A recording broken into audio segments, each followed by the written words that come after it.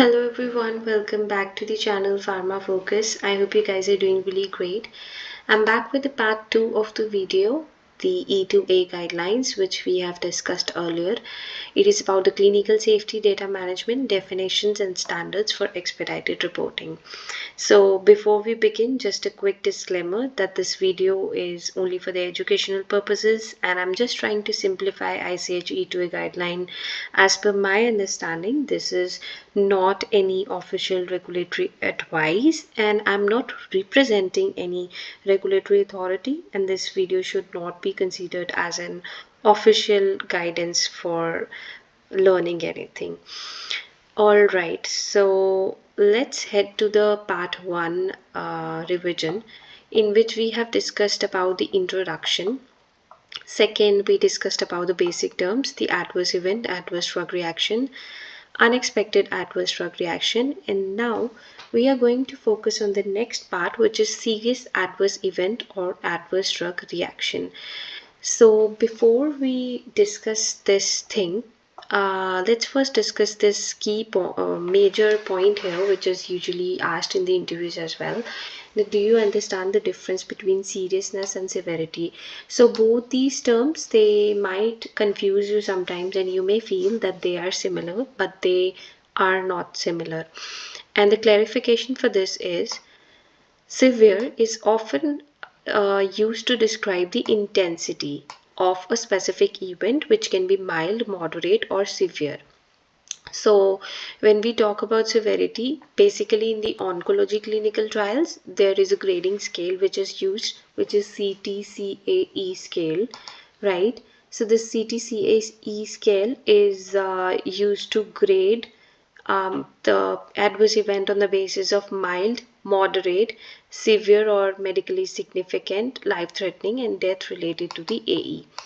So that's a kind of an additional information. But severity, exactly, it refers to the intensity of a specific event. And when we talk about the term seriousness, so seriousness, it serves as a guide for defining regulatory reporting obligations. Why this line is mentioned here is because seriousness is related to the patient or event outcome or the action criteria, which is usually associated with the events that pose a threat to the patient's life or functioning, right? So when we talk about these terms which come under the seriousness criteria, then it is any kind of adverse event experience or reaction, any untoward medical occurrence that can occur at any dose which results in death. Death is simply related to a fatal case, an adverse event. Then we have the term life-threatening, to which we have a clarification that life-threatening in definition of serious, it refers to the event in which the patient was at the risk of the death at the time of the event. And it does not refer to an event which hypothetically might have caused the death if it were more severe. So it's not the case that if the event had been more severe on the basis of severity, if it had been, let's say, very severe, then would have caused death. But life-threatening implies that the patient was at the risk of death at the time of event, right? So this can be seen as, let's say, that it can not be stated as a life-threatening event if there is a mild rash that could, if have become more severe, then it would have caused death. That is a kind of a hypothetical situation, right? But we have a situation where, let's say, we have severe arrhythmia which required ICU admission. So that was that the patient was at the risk of the death at the time of the event. So that is not a hypothetical situation. I hope I'm making myself clear. But yeah, that was the best I could say. Then next we have it requires inpatient hospitalization or prolongation of existing hospitalization. So this is simply that the person needs to be hospitalized because of an adverse event, or there is a prolonged stay due to a prolonged hospital stay due to an adverse event. Then if it results in the persistent or significant disability or incapacity, so a kind of an adverse event which caused some major incapacity, which led to a problem in the normal daily life functioning. Let's say an adverse event related to it happened to a person related to his arm, and now this has caused an inability or a significant incapacity for the person to move or use his arm properly now. So that is something serious. Then if it is a congenital anomaly or a birth defect, one of the very famous examples in this is the thalidomide case, which led to the phocomelia, the birth defect. So yeah, all these things, they come under the seriousness criteria. So if you're going to define about the seriousness criteria or what is a serious adverse event, these are the things that come under a serious adverse event. And when we talk about the severity, then it is related to the intensity of a specific event. So that is about the seriousness and severity. Next section we have expectedness of an adverse drug reaction. So we discussed about the unexpected adverse drug reaction in the previous video, but I'm going to discuss the detail which is mentioned here right now. So why knowing this is important, that if the event is unexpected or expected, is because it helps us to look for the regulatory obligations. So when we have serious unexpected ADRs, then it leads to the expedited reporting. That means there has to be a prioritization in the reporting of such cases. That is why we need to look at if the event we have is expected or unexpected, serious or non-serious. So when we say again serious and non-serious, if any of these terms they are coming aligning to the adverse event, then it definitely makes the adverse event serious and it leads to the expedited reporting. Coming back to expectedness, again, according to the definition, an unexpected adverse reaction is the nature or the severity of which is not in consistency with the information in relevant source document. So, until the source documents are amended, expedited reporting is required for additional occurrences of the reaction. So, what do we actually get here is the document. They are talking about the source document.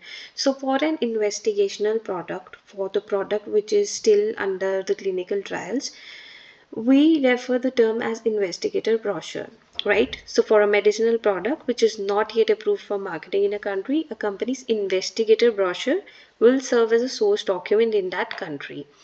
So if we look at this particular document, that is IB, it is a comprehensive document, and what you can see on my screen is the ICH guideline for GCP E6R3. You can, open it up and read it, read about the investigator brochure. It's on the page 59. So investigator brochure is a compilation of clinical and non-clinical data on the investigational product that are relevant to the study of product in the human participants. So this is about the clinical and non-clinical data that we already know about that particular drug. So this investigator brochure, it can be preclinical studies, the prior clinical experiences, the pharmacology, toxicology, pharmacokinetics, human data, or the guidance for investigators. All these things comes under the investigator brochure. And IB is a living document that is updated regularly to reflect the new findings, whether from the ongoing studies, regulatory feedback, or the post-marketing data, right? So I'll show some of the things here. So the IB traditionally it includes a title page, a confidentiality statement, and the content include the table of content, the summary, the introduction, the physical, chemical, and pharmaceutical properties and the formulation, the non-clinical studies, then the information about non-clinical pharmacology, pharmacokinetics and product metabolism in animals, toxicology, effects in the human, under which we have pharmacokinetics and product metabolism in humans, safety and efficacy, marketing experience, and the summary of data and guidance. So this is something which comes under this document, which is investigator brochure. And if you wish to read in detail about this, then you can definitely refer to ICH GCP guideline.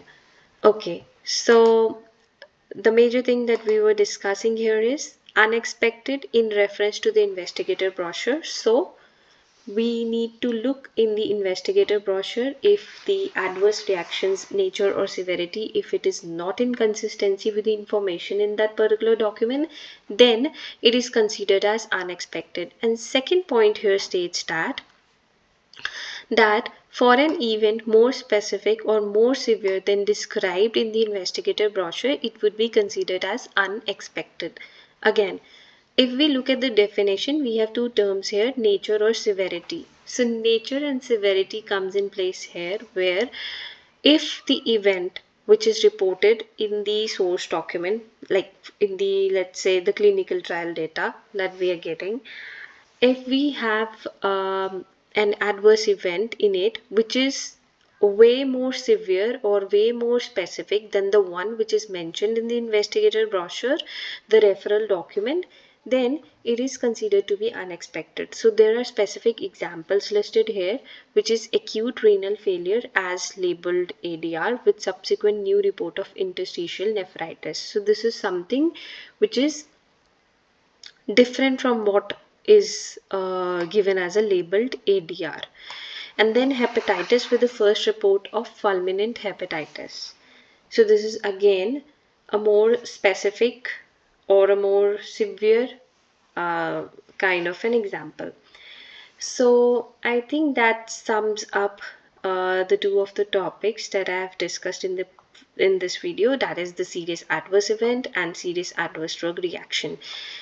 And another one, expectedness of an adverse drug reaction. And in the coming part 3 of the E2A guideline, we would be discussing about the further leftover topics.